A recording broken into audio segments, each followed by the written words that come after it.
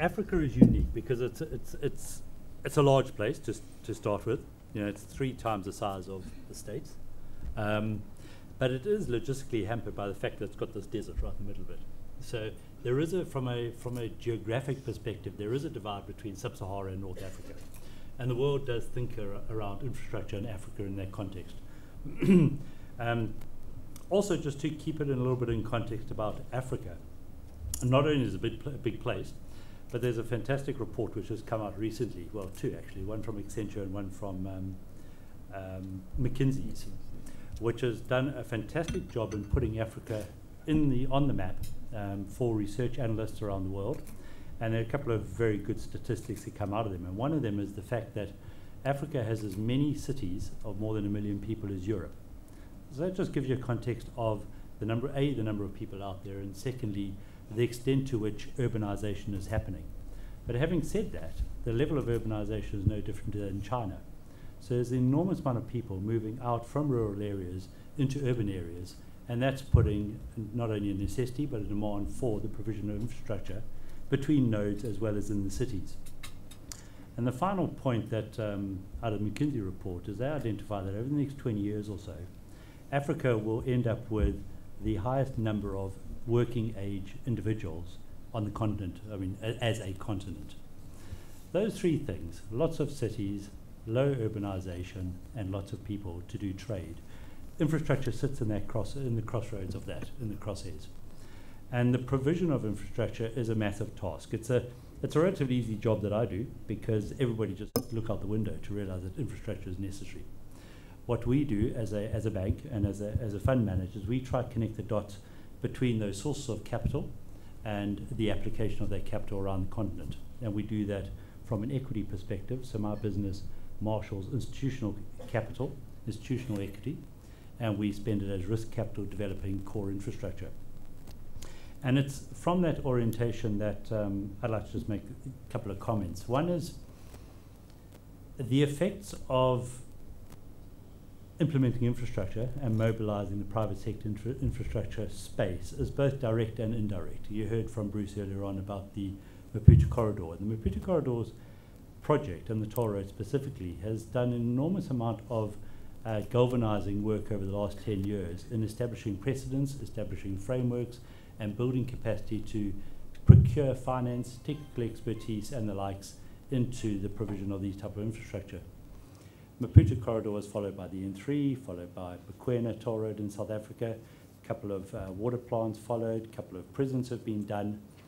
And so it's important in the implementation of projects that firstly you make a start. The first project is always the most important because it creates the momentum. Secondly, there is a physical connection. Maputo Corridor linked Maputo and Pretoria. The governments work closely together with that. They put together quite innovative risk enhancement structures, and it did regionally bind that jurisdiction both physically and economically. We're seeing similar things around the rest of the continent, and obviously the 2 types of assets that lend themselves most to this type of regional integration is power and transport. And as we look around Africa, you'll see that most of the themes coming out of it are power, transport, and renewables. And renewables is a subset of that. The priority areas, well, I think that the interesting thing about infrastructure is not only is it a real and intangible asset, but the lessons learned by it in terms of financing over long-term horizons, it can be applied effectively to other regions of society. And so from a specifically infrastructure perspective, obviously power is critical. Africa is the most underpowered landmass in the world. Transport, absolutely critical, and mainly roads and rail. And those assets are relatively digestible. But what I mean by that is a lot of the infrastructure already exists. Alignments already exist. The type of the project that is required is more building capacity, reinstating integrity into the actual physical asset. But getting back to my earlier point about the importance of doing long-term financing is that it applies equally to other critical areas of need: education, agriculture, and housing, which you'll hear from our more esteemed colleagues than myself. But these 4 asset classes do sit very much in a similar structural and risk and necessity box in my view. So if you look at the four big things across Africa, it's infrastructure, education, housing, and agriculture. Health obviously sits in there, but those are the four which I would put together. Programs worthy of promotion and highlighting, in my view, renewables. Renewable energy and the renewable program that was initiated in South Africa under the renewable feed-in tariff. Very important and very instrumental initiative. It does require, as with any process, focus and pushing over the line. It seems to have lost a bit of traction and seems to be drifting a little bit at the moment. But it is very material for two reasons. One is there is a global warming issue out there, but I'm not going to debate the merits or otherwise of that. But more importantly, it's a catalyst to generate other forms of technology. It is a very significant skills development and job creation initiative. And it is also an opportunity for South Africa to really lead the way in a very material way in the rest of Africa in the development and being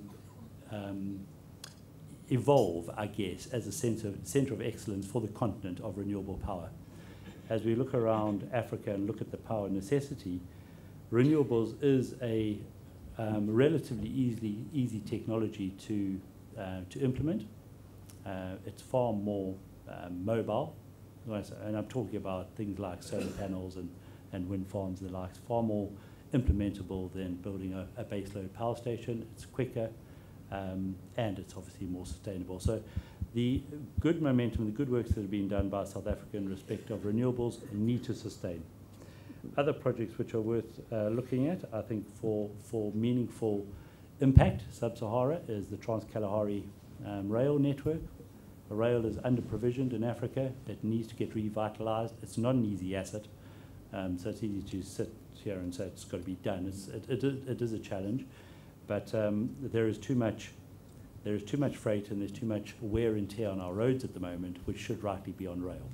So there's a model which needs to be investigated and implemented that links and reconciles trade that is currently going on our roads and trade that is going on the rails.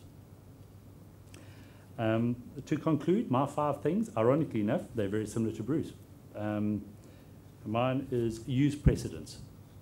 There's not a lot that we're doing on the continent that has been done elsewhere around the world. So we don't need to reinvent the wheel. We don't need to come up with a special Africa solution. We don't need to be nationalistic about what we do. Let's look out there, find models that have been deployed and have worked in the past, and let's use those. That's my first point. My second is keep it simple. Let's not go and try and solve the world tomorrow. Keep projects simple, keep them manageable. If you want to build a power plant, don't go and do 3,000 megawatts, just do 500. It's enough for the first time.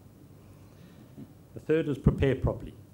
There are too many projects, too many initiatives, go out there, half-cock, get halfway down the line, and then hit a brick wall. And the process restarts, and it loses momentum, it loses that wow factor, and the B team step up, and then next thing you've got the F team, and the project fails. So take stock, prepare properly, and in preparing properly, get advice. There's lots of experts out there. Get advice. Go to the big names and get advice. The third is don't over negotiate, and this is a comment specifically for the public sector. Don't over negotiate transactions. The benefits of getting a deal done and the trickle-down effect of building infrastructure and the skills development that flows therefrom far outweighs any gains that one can get around the negotiation table at the point. Get comfortable with the fact that the private sector do make money, they do this for profit, and there's nothing wrong with profit, so don't over-negotiate a deal to death. And finally, Bruce's point, you need a champion.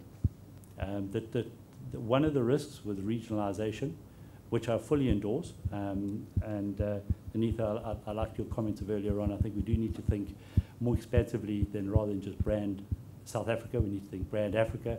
We need to think of ourselves as citizens of Africa. But in that broader, expansive thinking, and certainly in the public sector, there is a risk of key themes and key initiatives being lost in the bureaucracy and in the system. we need champions. We need champions in the private and the public sector.